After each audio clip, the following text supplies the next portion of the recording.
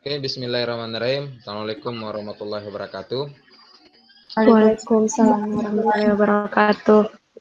Alhamdulillah, kita kembali bisa melanjutkan perkuliahan ekonomi regional. Tentunya sebuah kesyukuran yang luar biasa. Nah, juga salam atas junjungan Nabi Muhammad SAW yang telah memberikan pengetahuan kepada kita semua. Ya, adik-adik sekalian, kita lanjutkan perkuliahan ini dengan presentasi dari kelompok 1. Nah, sebelum kelompok 1 presentasi, saya ingin menyampaikan beberapa hal. Yang pertama, selama presentasi ini dihitung sebagai nilai final, sehingga semaksimal mungkin semua anggota kelompok tersebut untuk terlibat aktif dalam presentasi ataupun menjawab pertanyaan. Kemudian yang kedua, bagi adik-adik yang tidak presentasi, diharapkan untuk mengajukan pertanyaan atau berdiskusi ketika dipersilakan untuk berdiskusi. Nah, karena ini juga menjadi poin penilaian bagi adik-adik. Nah, setelah itu nanti juga ada kuis. Kuis ini juga menjadi bagian dari penilaian itu sendiri. Jadi ada tiga hal tadi. Yang pertama, presentasi ini tadi saya sudah sampaikan, presentasi, kemudian diskusi dari peserta, kemudian ada kuis yang juga dari pemateri. Mungkin cukup sekian. Ada pertanyaan?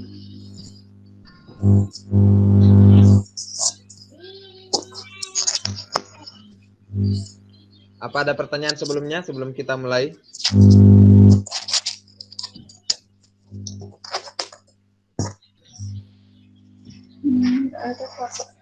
Nggak ada, Ji. Saya Pak. Ya, silakan. Jadi dalam satu kali pertemuan ini Kak, Pak, ini ada 3 sesi Pak. Apa lagi namanya? Presentase, diskusi sama kuis. Iya. Nanti kan sudah disiapkan kuisnya tuh dari penyaji. Iya Pak. Ada. Iya Pak. Oh ya, siap Pak. Iya. Oke. Ada lagi?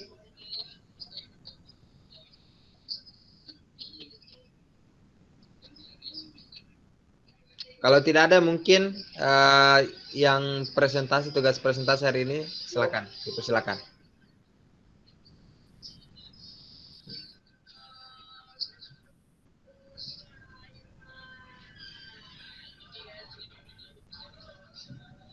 Baik, bismillahirrahmanirrahim. Assalamualaikum warahmatullahi wabarakatuh. Waalaikumsalam warahmatullahi wabarakatuh. Sebelumnya terima kasih kepada teman-teman yang sudah bersedia untuk menghadiri diskusi kita pada hari ini. Sebelumnya saya mau share screen dulu. Kelihatan Ji teman-teman share screen-nya? Kelihatan Ji. Iya. Oke, jelas gitu. Baik. Langsung saja saya serahkan kepada kelompok 1 untuk mempresentasikan materinya, yaitu pertumbuhan ekonomi daerah. Yang pertama akan dijelaskan oleh Saudara Saiful. Perkenalkan dulu, tunggu dulu yang nama-nama anggotanya. Perkenalkan masing-masing. Baik, untuk kelompok 1 terdiri dari 4 orang. Yang pertama ada Muhammad Saiful, kedua S.C. Fitriandayani, ketiga Tafdila Ilmiza, dan keempat Nadia Zahrani Bakri. Baik, selanjutnya presentasi slide pertama dan kedua akan dibawakan oleh Saudara Saiful.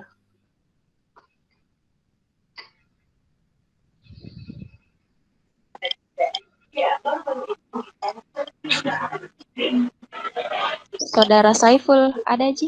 Iya. Oh, ya. Halo. Bismillahirrahmanirrahim. Assalamualaikum warahmatullahi wabarakatuh.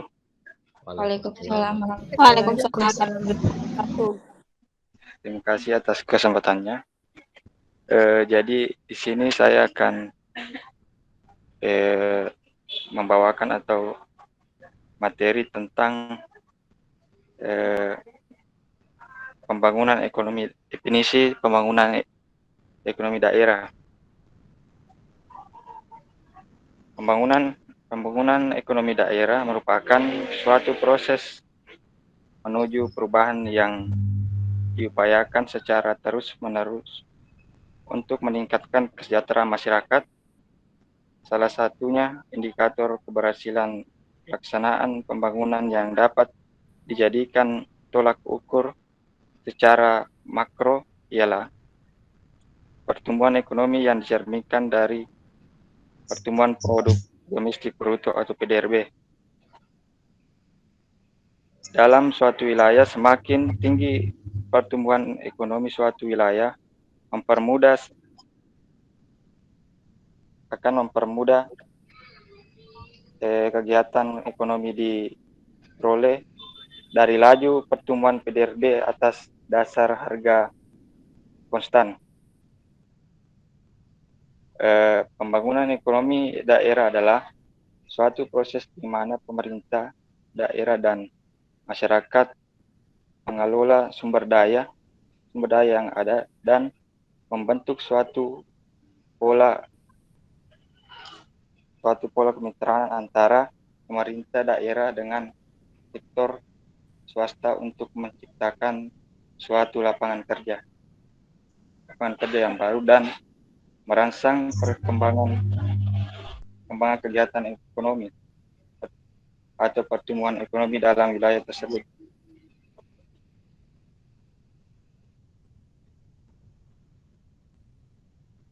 Adapun di sini kami mengambil teori dari para ahli. Yang pertama itu menurut ekonomi klasik Adam Smith, pertumbuhan ekonomi secara klasik dipengaruhi oleh dua faktor utama, yakni pertumbuhan output total dan pertumbuhan penduduk. Pertumbuhan ekonomi sangat dipengaruhi oleh produktivitas sektor-sektor dalam menggunakan faktor-faktor produksinya. Produktivitas dapat ditingkatkan melalui berbagai sarana pendidikan, pelatihan, dan manajemen yang lebih baik. Yang kedua, menurut teori pertumbuhan neoklasik tradisional, pertumbuhan output selalu bersumber dari satu atau lebih dari tiga faktor, yakni kenaikan kualitas dan kuantitas tenaga kerja, penambahan modal atau tabungan dan investasi, dan penyempurnaan teknologi. Yang ketiga, Menkyu, Romer, dan Weil melakukan modifikasi terhadap model pertumbuhan neoklasik, di mana mereka mengusulkan pemakaian variabel akumulasi modal manusia atau human capital. Sumber pertumbuhan ekonomi dengan demikian berasal dari pertumbuhan kapital, tenaga kerja, dan modal manusia. Hasil estimasi yang dihasilkan dari model MRW ternyata lebih baik dibandingkan dengan model neoklasik. Mungkin itu dari saya persilakan teman saya untuk mengajukannya. Baik, terima kasih kepada Saudara Saiful atas pemaparannya. Selanjutnya, slide ketiga dan keempat akan dijelaskan oleh Saudari Ese. Bismillahirrahmanirrahim. Baik, saya akan melanjutkan materi selanjutnya, yaitu investasi. Investasi ini berarti menempatkan sejumlah modal tertentu untuk tujuan produksi dan pengeluaran yang digunakan untuk mempertahankan barang-barang modal. Yang pertama itu ada kinerja investasi pada triwulan 4 2020 mengalami peningkatan. Dalam pembentukan modal tetap bruto atau PMTB tercatat tumbuh 5,02%, meningkat dibandingkan dengan triwulan sebelumnya yang sebesar 1,46%. Sejalan dengan tetap berlanjutnya proyek pemerintah dan swasta, confidence level investor perlahan mulai pulih. Pengadaan semen juga menunjukkan perbaikan jumlah dibandingkan dengan triwulan sebelumnya. Namun penambahan ini belum dapat meningkatkan pertumbuhan pengadaan semen secara tahunan karena base efek tingginya pengadaan semen pada triwulan yang sama tahun 2019. Yang kedua itu ketidakpastian global akibat dampak pandemi menekan kinerja investasi keseluruhan tahun lebih rendah dibandingkan dengan 2019. Ketidakpastian global ini akibat dampak pandemi menekan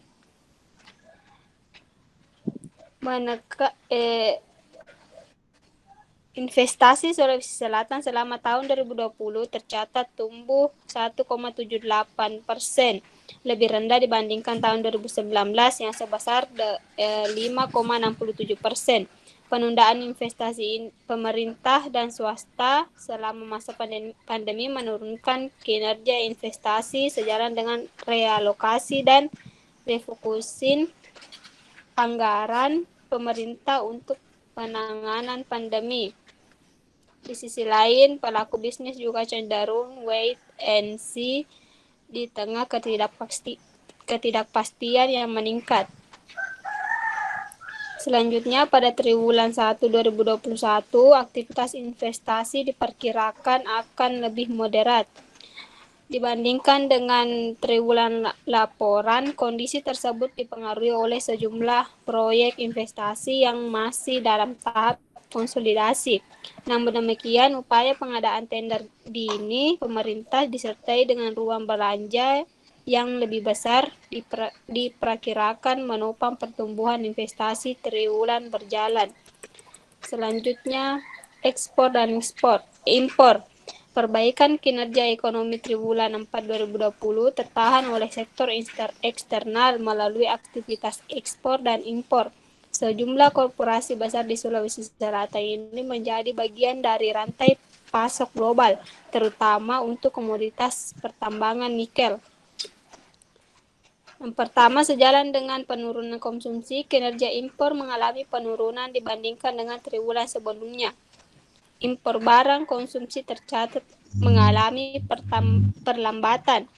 Impor barang konsumsi tercatat 1,80 juta US dollar atau tumbuh 5,04%, lebih rendah dibandingkan dengan triwulan sebelumnya yang sebesar 11,77 juta US dollar atau 123,52%.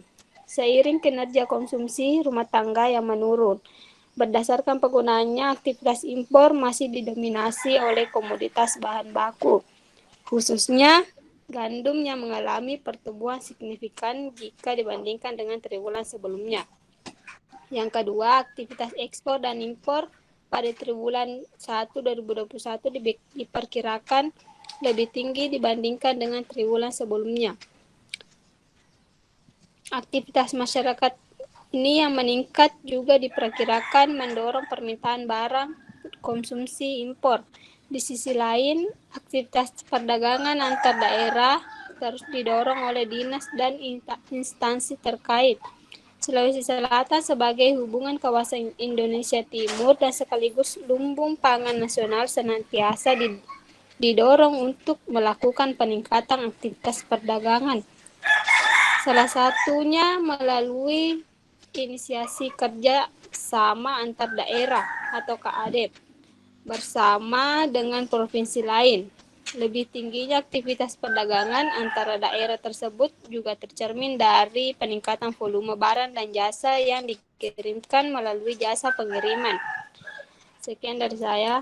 Saya persilakan teman saya untuk melanjutkan materi selanjutnya. Baik, slide selanjutnya akan dijelaskan oleh Saudari Tafdila Ilmiza.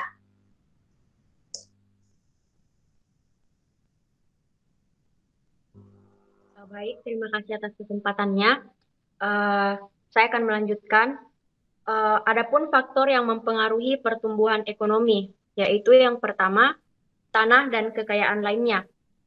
Kekayaan alam akan mempermudah usaha untuk membangun perekonomian suatu negara, terutama pada masa-masa permulaan dari proses pertumbuhan ekonomi. Kemudian yang selanjutnya, barang-barang modal dan tingkat teknologi.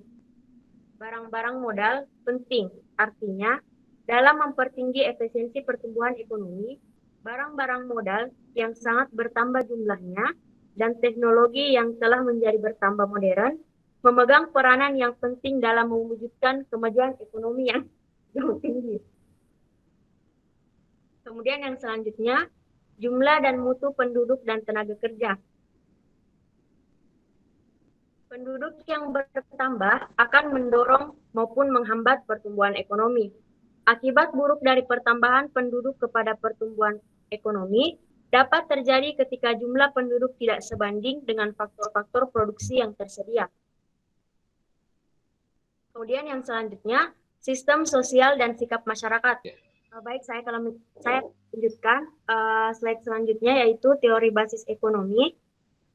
Teori basis ekonomi dikemukakan oleh Hari pada tahun 1973 yang menyatakan bahwa faktor penentu utama pertumbuhan ekonomi suatu daerah adalah berhubungan langsung dengan permintaan akan barang dan jasa dari luar daerah.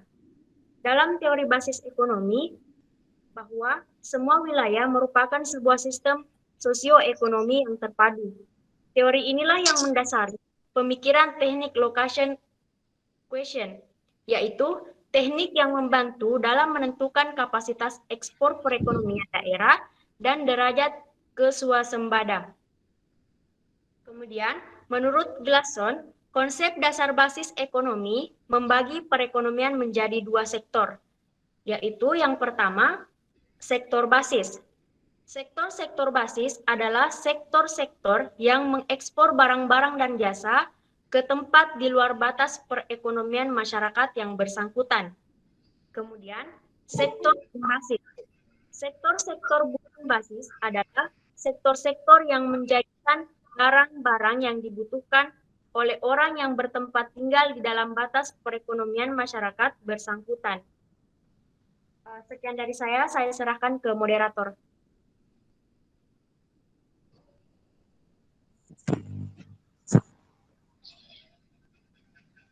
Baik, terima kasih atas pemaparannya. Selanjutnya akan dijelaskan oleh Saudari Nadia. Terima kasih atas kesempatannya. Saudari Nadia. Kedengaran? Iya, kedengaran. Ya, kedengaran. Saya akan melanjutkan pemaparan dari teman kelompok saya, yaitu teori ekonomi klasik. Di sini peranan teori ekonomi neoklasik tidak terlalu besar dalam menganalisis pembangunan daerah atau regional, karena teori ini tidak memiliki dimensi spesial yang signifikan. Namun demikian, teori ini memberikan dua konsep pokok dalam 4 pembangunan ekonomi daerah, yaitu keseimbangan atau equilibrium dan mobilitas faktor produksi, yang artinya sistem perekonomian akan mencapai keseimbangan alamiah jika modal bisa mengalir tanpa restriksi atau pembatasan. Oleh karena itu, modal akan mengalir dari daerah yang berupah tinggi menuju ke daerah yang berupah rendah.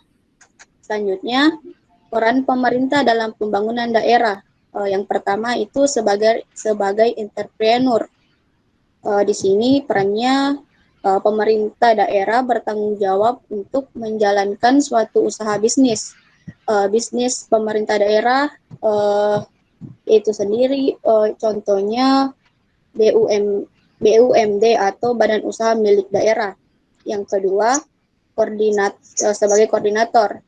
Pemerintah daerah dapat bertindak sebagai koordinator untuk menetapkan atau mengusulkan strategi-strategi bagi pembangunan di daerahnya. 3. Sebagai fasilitator. Pemerintah daerah dapat mempercepat pembangunan melalui perbaikan lingkungan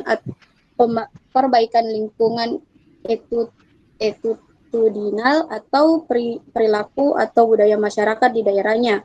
Yang keempat, sebagai stimulator.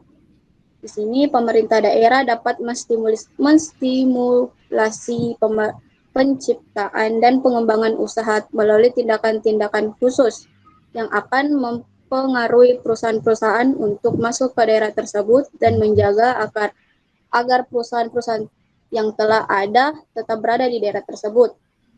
Kemudian di sini strategi pembangunan ekonomi daerah itu dibagi menjadi 4. Yang pertama, strategi pembangunan fisik atau lokalitas.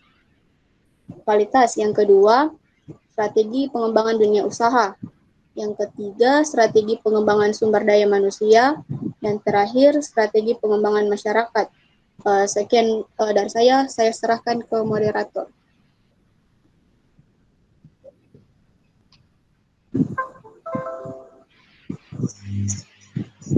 Baik, itulah tadi pemaparan materi dari kelompok 1. Selanjutnya kita akan membuka sesi tanya jawab. Untuk sesi pertama kita akan membuka 3 pertanyaan. Silahkan yang ingin mengajukan pertanyaan untuk